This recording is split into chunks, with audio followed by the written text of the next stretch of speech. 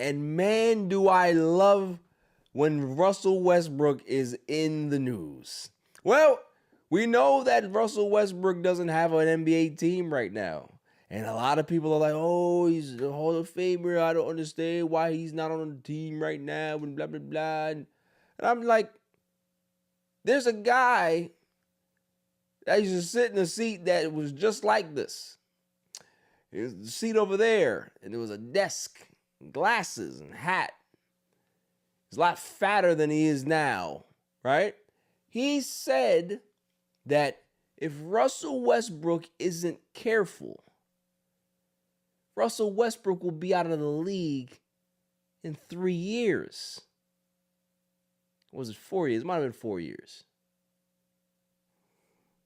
Last time I checked, it's right on cue. Because your style of play is not conducive to winning. So when you're talking about teams that are trying to contend, they're not going to make a roster spot for you. So you're going to have to try to find a team that's not necessarily in contention of winning, but they might want to sell some tickets. They might want to sell some seats. So because of that now, he's finding a hard time finding a team. You know, he's fell out with guys like Kendrick Perkins because, you know, Kendrick Perkins has kind of had an honest take. Like, yo, I don't see any team that looks like they're going to pick you up, man. There's a lot of things about your game that teams are not really fond of. You got Kevin Durant out there who's kind of campaigning for Russell Westbrook to possibly be on the Houston Rockets. We'll see what happens with that. But there's another team that's just been reported that wants to see if there's any interest. And they say, according to the rumors, there's strong interest. The Sacramento Kings want Russell Westbrook. Yes, go there. Please go there and go enjoy. That's exactly what I'm talking about in regards to going to a team that has no future, a team that is not going anywhere, a team that wants to go ahead and sell tickets. Hell, you're a California kid. You can be able to go there and do your thing, and we won't have to worry about you taking up a roster spot for some contending team. Go there. Go to the Kings. Yes.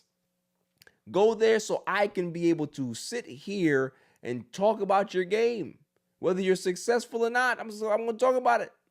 Because I've always said that as great as Russ is, the fact that he plays hard, doesn't quit, you know, he brings an old school feel to the game in regards to his effort. As much as I loved Allen Iverson, right? What stopped Allen Iverson from becoming a good role player and a good veteran was Allen Iverson. He could not understand or grasp the concept of coming off the bench. He couldn't grasp the concept of being a guy that's no longer the guy. Russell Westbrook has actually taken that challenge, and he has been a player that has been a bench guy over the last few seasons. So I salute him for that.